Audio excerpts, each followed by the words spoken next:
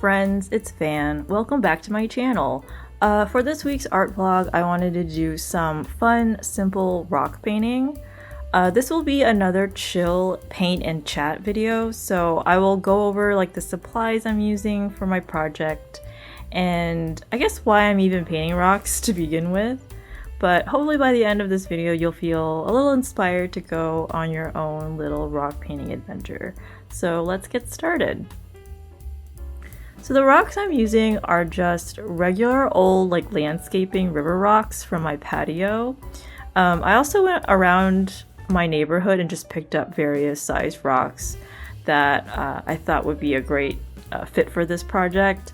I gave them all like a good wash to get rid of any dirt and dust on them and just let them dry, and they were basically ready to go after that. You can prime them if you want, but I didn't really have any primer at home. Primer is good if your rocks are like super porous or the texture is too smooth, but I've already painted a few rocks this week and I just used like a regular cheap craft paint for the base coat, and I found that it was good enough for the paint markers I was planning to use on top. I'm using Arrtx brand acrylic markers for this project.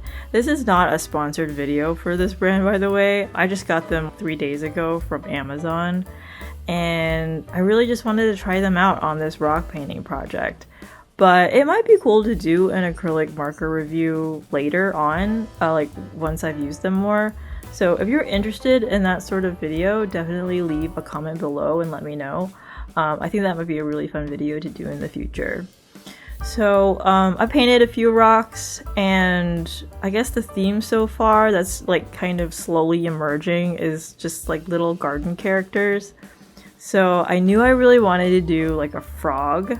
I was pretty pumped about this frog. I think we've entered like a frog era in terms of like popular trendy animals right now. We went from like owls to tigers and now like fat frogs. I see them everywhere. I guess you can say they're totally everywhere.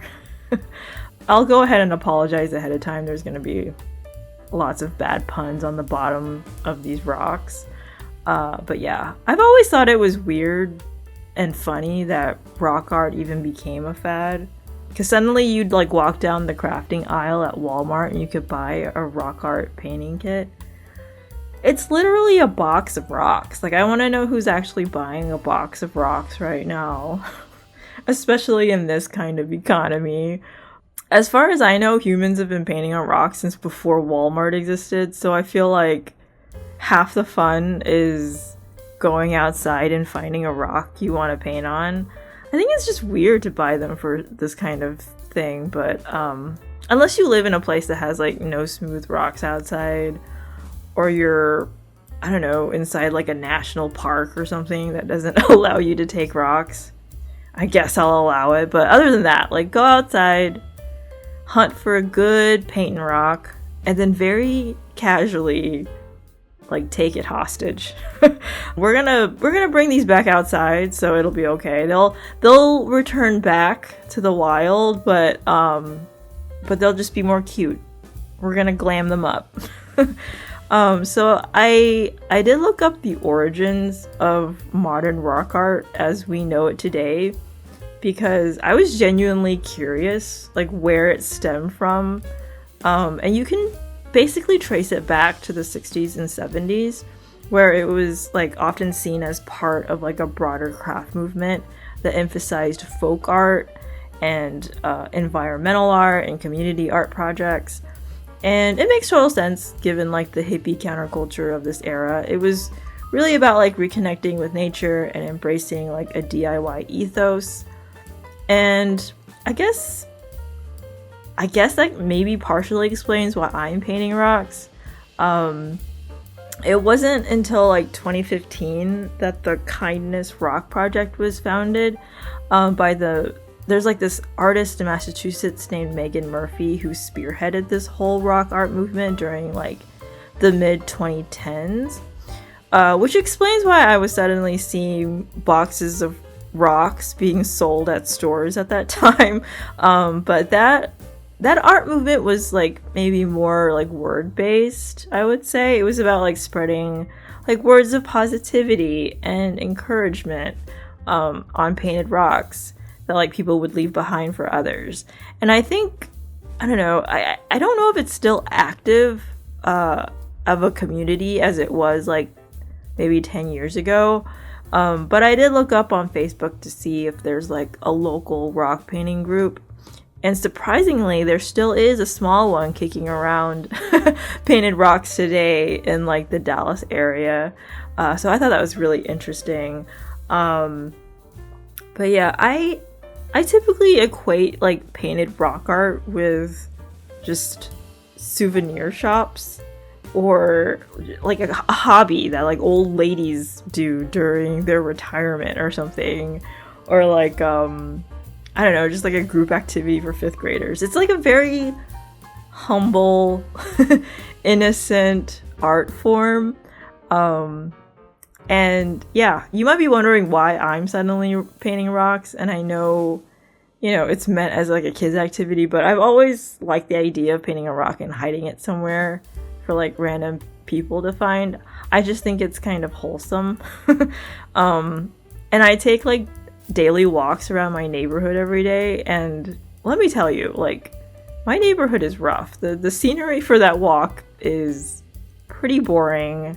There's just like lots of parking lots and broken sidewalks and just trash. And I know it would make my day if I just stumbled across just one thing that was like fun to look at. And you know, and I thought it would be cool if I could find like a cute rock along my walk.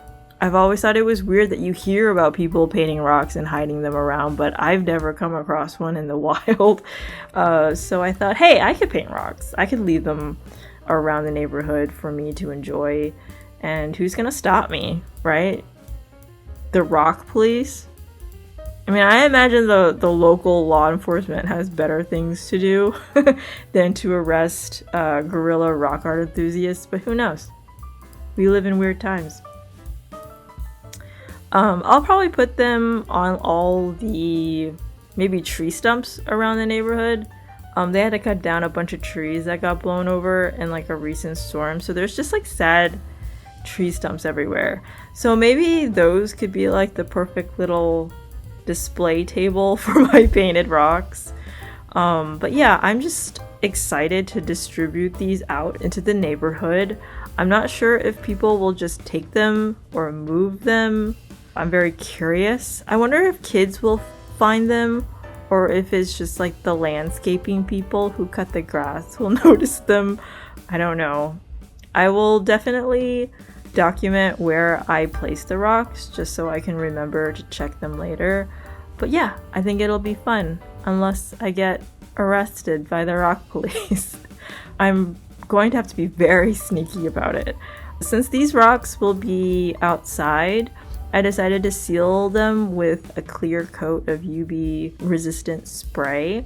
It gave the rocks like a nice gloss to them, so I hope they will be able to hold up in the rain and sun for a while.